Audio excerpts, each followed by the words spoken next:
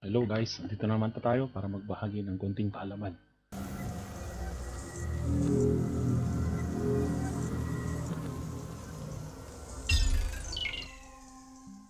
Noong isang araw, gumawa ako nag-record ako sa laptop ko. Pero nagamit ko siya is FLV files. Ang problema kasi pag sa FLV files, hindi siya ma-import sa may Adobe Premiere at yan yung error. Error siya nito, file format not supported. Kasi ang advice ni Adobe Premiere is mp4 lang talaga siya. Or iba, basta FLV hindi siya pwede. So, naisip ko na gawin dyan, baka kasi yung format dun sa laptop ko, naka.flv, hindi ko napalitan nung nag-record ako sa OBS Studio.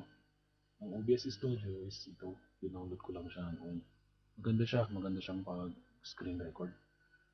Tapos, ang goal natin ngayon is convert itong .flv sa .mp4 kasi sayang naman yung record ko.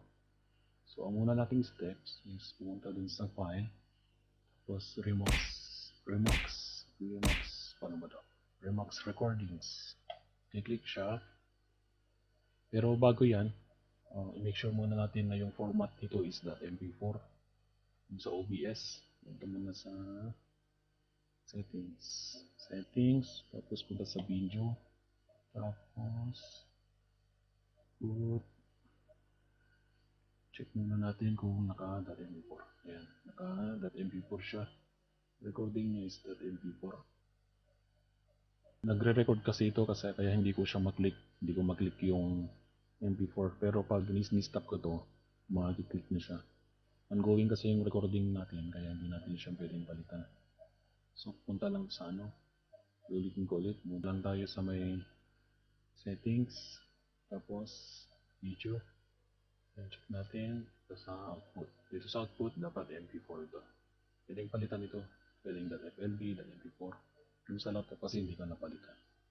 So sige, convert na natin yung .flv files. Punta lang sa Remix Recordings, tapos pwedeng i-drag na lang ito, drop natin dyan, tapos makikita rin dyan kung saan siya punta.